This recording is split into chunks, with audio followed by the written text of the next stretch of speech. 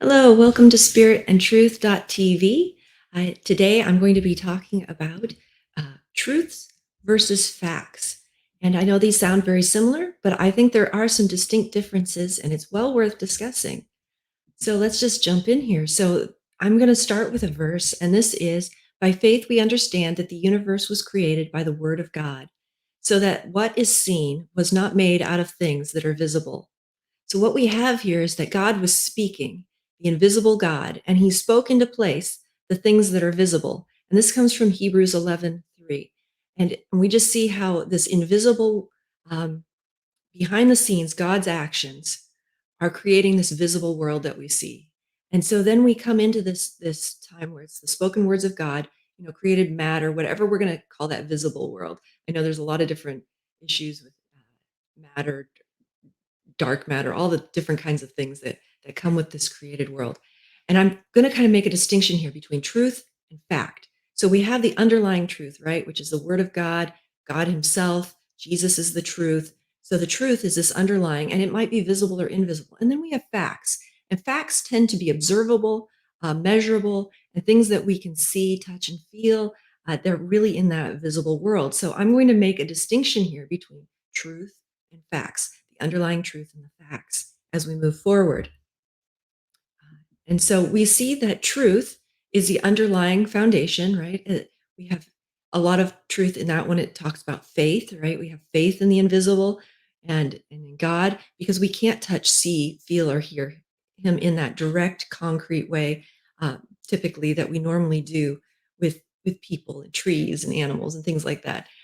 God exists and created the world, right? He underlies everything, and then we also have the truth that's in the Bible. So we have a lot of truth statements, a lot of who Jesus is, all of that, and it's a spiritual reality.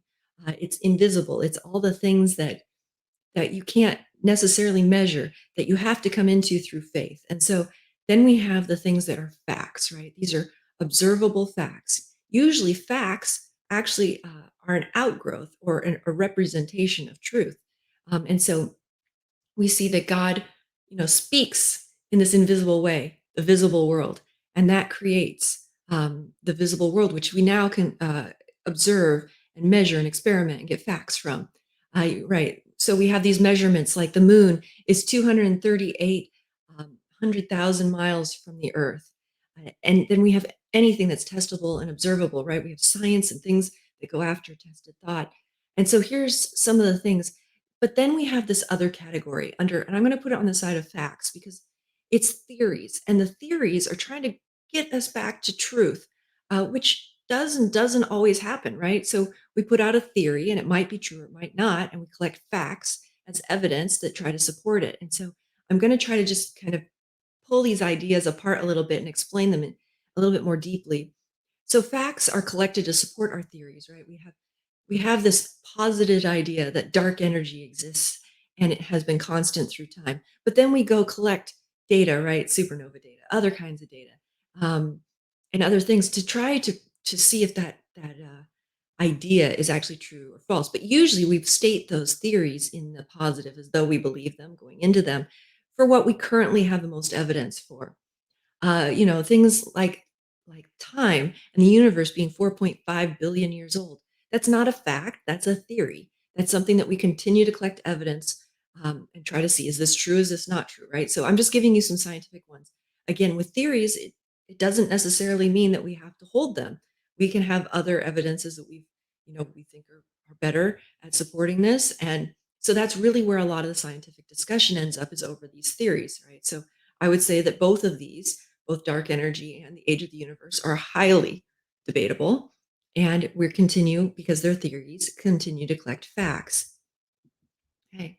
So let's just lay out some of the definitions. So truth is underlies all facts, right? There's the truth that Jesus is the Son of God. Um, he was a real person, that God created everything, that, you know, and even some of the things, probably the age of the universe, there's a truth that's out there. And then we go and we collect these facts, right, which are observable information that we currently have. Well, the distance to the moon, most people wouldn't debate too much, since we sent astronauts there and they got there, most people, like I said, outside of some conspiracy crowds, actually believe that we made it to the moon and we know what the distance is. We had the right amount of gas on our fuel on board for the rockets, not gas, but fuel.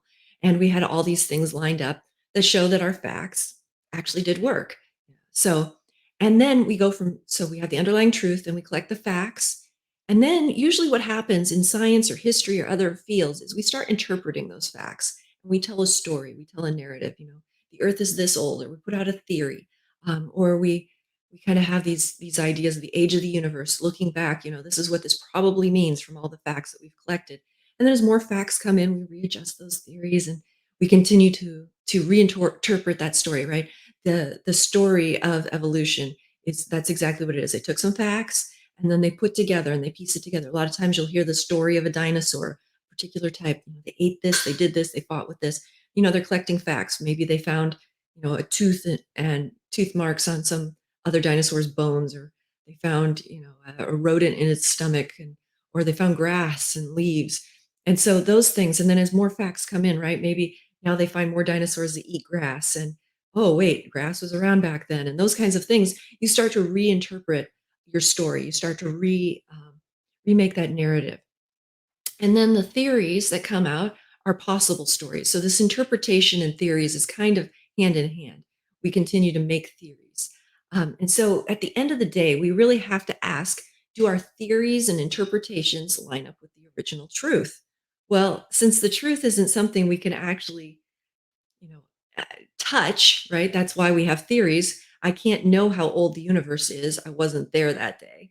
Um, and so we have all of these theories now. And so we want to ask the question rather regularly. Did the interpretation and theory articulate the underlying truth? Or how certain are we that it did? And and how many more facts are going to come in? And the more times we see that we have to alter our theory or our interpretation, it makes us start to be a little bit dubious of the person or the people that are making these theories or interpretations, right? Our storyline. If our storyline has to change every time a new fact comes in, it makes you question, right? And this happens in a lot of our science still. We have a lot of observable facts that come in every year, and those interpretations and theories keep having to adjust and change. And in that world, that's fine. And so we just need to not overpresent our certainty. Okay. So as we move forward, um, right, we have facts and science information and all this stuff that we start to build these stories and narratives on. And I just bring in this quote. I've worked in the statistical world for a long time. There are liars, there are dirty, rotten liars, and there's statisticians, right? It's what we do with the facts. You can make facts tell any story you want by picking and choosing the facts that you bring in and you leave out. You can, say, oh, I brought in all these facts but you left out all these other ones. Or, you can take the facts that you have and kind of make them sound a different way, make things sound overinflated. You can also have just a lot of uncertainty around those facts, which make them uh, less less likely. If you say, I'm only 20% sure about the facts that I'm using here because the way I've collected the data and those kinds of things. So you can have facts say a lot of things. And so we're really always looking back. Do my facts accurately reflect a truth? Or are the theories that I have working with the facts that I have? But just to bring this in, I'm kind of just saying this from a background of being in academics a long time. There's a lot of fields, and this is just, I want us all to be aware of what stories are we telling that we think are close to truth, but may not be yet. And so, history collects facts and dates from literary sources. It collects facts and dates from artifacts and archaeology, and then it reconstructs. Well, we think that this settlement was here in this age and in this era, and it burned in this time period. Right? History tells a story. It also sometimes infers motives of people, of what they were doing and why. Why did this king go after that place? Right? There's always a storyline that's drawn around the facts. The fact that they invaded a certain area, and then why, they posit a lot of theories, and so they continue to collect evidence. So that's one area that we see a lot of um, interpretation towards truth, but not necessarily always being truth. And so anytime we're reading a history, we have to realize there was a lens in which it was written. And this is universal, and it's nice when the writer tells you they have a bias. A lot of times, the worst thing a writer can do, especially a historian, is tell you that they're not biased, because that's probably not the case. And so there is this lens that people write in, right? Whatever it might be. We might have um, a historical lens of a particular type, or theological lens, whatever might come into it. And then we have science as well. And science, as far as facts go and measurable observations, it does not usually conflict with the truth. But when it starts coming into a place of theories and this idea of narration and story. We have facts that come from telescopes, sensor arrays, and microscopes. A lot of times those things aren't, we can put uncertainty bands on them and say, we're pretty certain this is what's going on here. We saw a star, it was, and we saw a microbe, those kinds of things, very observable. Or our sensor array found these chemicals and this kind of analysis. But then how do you tell the story, right? And we have the same idea in psychology and medical experiments. They collect facts, but then they make inferences, right? About, did this medication work, and how did it work, and those kinds of things, and did this treatment in psychology work, or did these group therapies, and those kinds of things start to be more of the story and the narration around the facts that they collected. They saw improvements, or they didn't, or whatever might come, right? You get different facts. And so that's really what we're doing. And so we have scientists and historians, and again, like I said, these things need to happen. We need to post theories, we have these discussions, but within those communities, a lot of times that uncertainty is understood. Those biases are understood. Those lenses are understood, right? The scientists know that next year they're going to collect more facts, and they're going to re massage their theories. And so just being aware of how we bring ourselves into this in our thoughts. And so again, scientists, create theories, and historians create historiographies and biographies, and things that we read. And so as we do academic studies, let's just be very aware that everybody's bringing something to the table. Again, the major point is that we need to be able to analyze the data to obtain facts. Again, a lot of the times, we read the story, but we don't get the facts necessarily that support that story, or we'll get a few of them, but not all of them, right? A lot of times, when even writing an article, a scientific article, or a psychology article, or history, we're only seeing a small portion of what that scientist knows about that field, or what they've researched. And so getting more facts and being able to do that always helps us uh, to see, to be able to recreate, um, not create truth, but to be able to better formulate what the truth originally was. And then we have to discern the difference between truth, facts, and theory, right? So truth is that underlying thing that we may not be able to visibly see, like the age of the universe. The facts are what we keep collecting, the light that's come in from different stars, those kinds of things. And then we have the theory. This is the age that we're posing right now, which may or may not be uh, the truth. And so we have theories then. And so, uh, you know, some people take their facts to be 24-hour days, 7-day creation as their facts out of the Bible. They say the Bible is the best witness to creation, and we're taking those to be actual 24 hours and days. In fact, where the scientific community will say, no, we're going to look at light waves from stars, but those two things shouldn't be incongruent with each other, right? Our facts should eventually, we should be able to collect facts and decide which ones are the most helpful. And so then there's the theory, right? How old is the universe, or those kinds of things. And both of those, maybe in that category, I'm just making the extreme cases, right? A very young Earth and an old Earth case.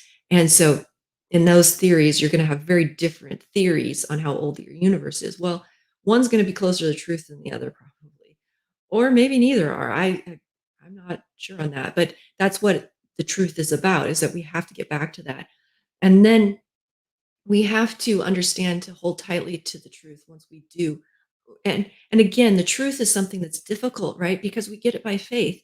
We don't necessarily come to the truth by facts, because those facts have to be interpreted and brought back through. And so again, we go back to our Bible, and the Bible has to be interpreted too. And so there's a lot of, you know, differences of opinion on how the Bible's interpreted, and how that gives rise. Like I said, even with the creation, there's two camps as far as creation. Some have a very young Earth view, and some have a much wider old Earth view. They don't believe there's the view that there was 24 hours, 7 days, and there's a view that those days could have been a lot longer, and they weren't measured because there wasn't necessarily 24 hours set yet, especially on the first few days. And those things could have been much more time. And there's other factors that come in, speed of light, those kinds of things, and different views on if that's constant or not. And I know in the scientific community it is, but those kinds of facts again bring us to more theories, which then we have to ask how close is our theory to the truth. And then once we do know a truth, it's something that I know, God created everything. That's a truth, right? We have some really basic truths. Jesus was the Son of God. Those words, we believe those actually by faith stronger than a lot of other things like facts or, well, not facts, but theories. And again, like I said, the facts should back up truth. It's just usually our theories and our narratives and our stories and our lenses that need some adjusting. And so, again, I do want to say that once we discern what the truth is, then we need to decide and hold tightly to it. And so we make that firm commitment to hold to the truth, to hold to our convictions, and do it in a loving way as we deal with those on that maybe have come to a different place. And also, if we get into this much deeper, in especially in theology, there are primary topics and then there's secondary, and I'd say even further out tertiary and so forth topics. And so, we can disagree on certain ones, but then there's primary truths that really are core to the gospel message, who God is, who the Holy Spirit, Jesus, and the Father are. As we come into those truths, those are things that we discern and we decide deeply that God created, that Jesus came in the flesh, that he was fully God and fully man, right? And that in the gospel, we have to put our faith in Jesus through a personal relationship and knowing him personally. And so those are the main truths. And then from there, we have these other discussions. And so I just wanted to put this out as the beginning of a lot of discussions to help kind of articulate some of the ways that we go about things as we come through academic studies and things like that, both in theology and in the scientific world. Okay. So I hope this is helpful to everybody. And I just hope that you are able to discern truth and make a strong decision for it.